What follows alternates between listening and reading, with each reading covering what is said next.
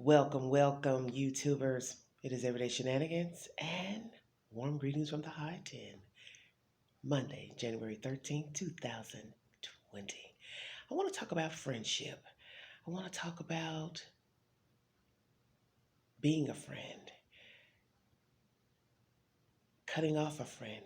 When do we cut off our friends and associates? Let me start with friendship. Everyone is not your friend.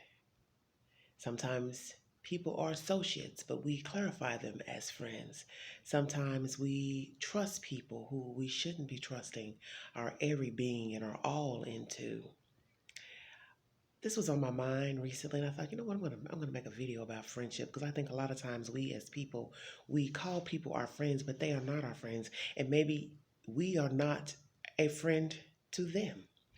So I want to start off with clarifying what a true friend is, what a real friend is. A real friend is someone you can call in the midnight hour when you are not feeling well, when you are upset or you are sick, you are down, you are troubled, you have something on your mind. And if at any point in life that you feel like that person is no longer accessible to you, or you can't get to them, or you can't reach them mentally, then you might want to rethink calling he or she a friend. Now, can we be petty and contrite? But of course. So we also have to own our own BS in being a friend, being supportive to a friend. But there comes a point when you have to realize that everyone is not a friend, that some people are associates. They're people that you pass coming and going. It could be a coworker, could even be a family member, could be a neighbor. Everyone is not deemed a friend, and you have to know the difference. I live in the South, and here in the South, some of us, I have been guilty as well, but I try not to be. We are guilty of talking too much, telling our personal business to people who don't mean anything to us and don't have a dog in the race. And I think sometimes people talk just because they're nervous or they just want to pass time, but you have to be careful what you divulge to people because you see, sometimes you're thinking that you're possibly talking to a friend, an associate perhaps, but they are neither, that they don't care anything about you. And as I state, Southerners tend to gab a lot.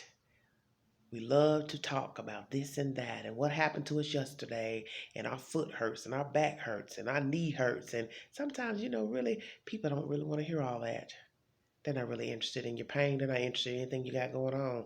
Really, what you're doing is feeding the demon. You're giving them something to roll with and run with. And I think a lot of us have learned that the hard way, that even mundane conversation can become idle gossip, can become lies, rumors, whatsoever, or just the daily grind, the daily talk, just something to pass along. And it's unnecessary, but people do it. Are you a good friend? Are you a friend? Are you a good friend to your friends? Do you hold their secrets? Do you talk about them behind their back? Do you support them in their endeavors? Are you there when they're sick, when they're well, when they're high, when they're low? What kind of friend are you? Because sometimes we're not really good friends to people. We say we are, but we're not. That maybe secretly we envy them, or we're jealous of them, or we really don't wish them well, but we would never tell them that. But we would go behind their backs and say not so nice things about them because we don't wish them well. So you see, friendship is a two-way street. And then you also have to know when to cut people off, your said friends. When you realize that you can't trust them, that maybe something you said in confidence or just something minor got back to someone else. And it was repeated, and someone let you know, well, this is what, Susie said. And they said it because you told them. Especially if you're not the type to tell lots of people your business, then the person said it or repeated it. You know, I've learned that the people you grow up with as children are not meant to be your friends, even in high school and even as young adults. And that the friends that you make in high school will no longer be your friends as adults, college, and thereafter. And I think a lot of people get that misconstrued when they make friends. They think, well, I knew him or her as a child, so we should be better than that. We should be cool. We should be copacetic. We should be talking, calling each other, sharing each other's hopes and dreams, and visiting and calling. But as you see, we're in a new day and time where people don't have time for you. People don't call like they used to. People don't visit. They give you their number, but then they don't answer. You know those kind of people? I think we're all guilty of doing that at time to time. We have our own reasons for why we do it. But it may be offensive to someone who really wants to be your friend. Now, maybe you've outgrown that person. Maybe you no longer have anything in common with that person. So that's why you don't answer, you don't call, you don't respond to the texts, emails, yeah. But they probably wondering why. And sometimes we don't want to tell people we don't want to be around them because we don't want to hurt their feelings. But I think maybe we should start being honest with people and stop leading people on and let them know I'm at a place right now. I'm just not trying to be bothered. Just tell them that. If you don't really want to tell them the truth, that you don't have anything in common, or you just don't like them, or you don't like them anymore, whatever. Because you surely wouldn't tell them that you're envious or jealous. I personally don't like envying other people, being jealous of people, because I know that most things are a facade and an illusion anyway. So what is it that I'd be envying exactly? A car, a house, because I surely don't envy no one for their looks because, I think I look pretty good my damn self and I loves to toot my own horn. Yes, I do. And do I have bad days? Of course, we all would because we are human. But there comes a point in our lives when we are not meant to stay friends with people, that we realize they don't mean us any good, that they do not have our interests at heart. They're not fully supporting us. That one day we can hold a very minute conversation and realize that something that we thought they would share with us or tell us something about, they didn't. And it wasn't even nothing spectacular or life threatening, but you thought, well, okay. You didn't want to say nothing about it. Okay, well, what's really the deal? And then you go ahead and confront the person because someone else says it's the right thing to do. That's your friend. You should be honest with your friend. And then you go to the person and then you realize they had some old mediocre excuse. And you're thinking, but I still feel like we should be better than this. We should be better than this. We should be able to discuss minute things, whatever's on your mind, whatever's bothering you. Sometimes people give you hints that they're just really not meant to be your friend. Whether it be talking about you behind your back, being facetious in nature, always got a smart comment, make little sly jokes and commentary, say little negative things about you, but then, laugh it off like it's just a joke. I was just kidding. But we always know you weren't kidding. You were dead serious because you said it and you meant it. And you don't have a problem because I called your bluff. You know them kind, don't you? Then you outgrow people. That the places you're going in life, they're not on board. That maybe they're still behind in another lane and they're really not trying to play catch up and they're really not going anywhere and they don't want anything for themselves. And that is their choice. But maybe that's not for you. And maybe your conversations don't go anywhere with these people. Maybe they talk about one thing, but you talking about something else. They don't mesh. They don't mesh. We meet all kinds of people, talk to all kinds of people. I'm one of those type of people. I'm very friendly. I talk to all walks of life. It doesn't matter if it's a homeless man, if it's the drunk, the alcoholic, the drug addict, doesn't matter. I speak to all people because all life are worthy. But it does not mean I will hang with you. Does not mean I will ride with you. Because you see, I have to also worry about my own self.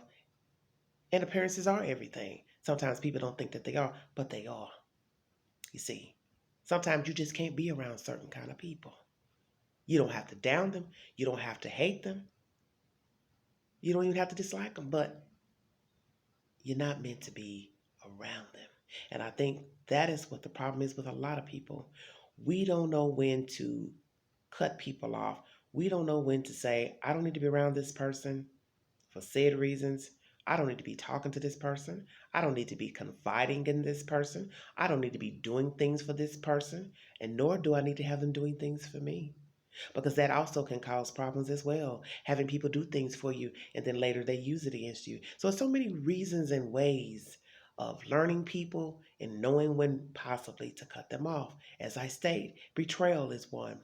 not having their full support. They're not accessible. They're never around. They don't return phone calls. They don't return texts. They make excuses when you call. Everything goes to voicemail. They're too busy. They got this. They got that. The kids got games. I've heard it all. And see, one thing I don't do, I don't chase people for friendship. I never have. I'm bubbly, happy-go-lucky sometimes, but chasing women for friendship, that has never been the queen's bag. And many people tell you that about me. I never chase women for friendship. I haven't never had the need to. You see, a lot of people feel validated when they're in the company of people. They have to always be around people. They have to always have company. They can't even go out to eat by themselves, can't go to the picture show by themselves. They have to have someone around. But see, you have to know when to say, I can do things on my own. I can go places and be on my own. Because there will be a time when you will be on your own and there won't be anyone around. But I think there comes a time when we need to realize that everyone is not in our corner, and nor are we in other people's corners. And you have to know when to sever the ties. You do not have to be nasty nor facetious in your demeanor. You don't have to keep up gossip about the person, but you can just kindly walk away and say, she or he is not for me. I no longer want to talk or partake in any activities pertaining to this person. Because I don't think everyone is meant to be friends. And as T.D. Jakes once said, everything has a season. And I think we all know that relationships and friendships fits into that box. That who you were friends with as a child will not be your friend as an adult. Who you grew up with and talked to won't be your friend in your early life. Friends you made in college won't remain your friends because we differ in opinion, we differ in ways, we differ in our lifestyles, the things we do, religious, political backgrounds, and sometimes that may get in the way of being friends with people. I try to be diverse, I try to love all people, but sometimes everyone is not for me, and they won't be for you as well. But I think we partake with people because maybe we've known them a long time, or we've lived around them, or they're friends of a friend, or they're friends of a family member, or could be family, and we just don't want to be mean. But you owe yourself to be truthful to yourself, because you are of no use to anyone if you're never truthful with yourself. And I think you all know that sometimes the friendship can't go anywhere because there is nothing there. It may be history, but there's nothing there. And people show you who they are and their intentions. And if a person cannot call you on the phone, they cannot drop by your home, knock on the door to see how you're doing. They only communicate with you through a post on a Facebook account, Instagram account, then that's not your real friend. And if they make excuses all the time, every time you try to call, and you only hear from them a month later, but you see them out in the street with somebody else, or at a party or a function with somebody else, then they've already let you know they didn't want to fool with you. And I tell you, don't be offended. Don't ever be offended. Because see, what they have done is shown you who they are, and they've done you a favor. I tell people that all the time. Don't ever get offended by someone not contacting you or not being around, cutting you off, whatever. Some things have to come to an end. Sometimes people have to do what they think is best for themselves at that time. And maybe at that time, they could not forego any type of relationship with you. So don't ever get offended.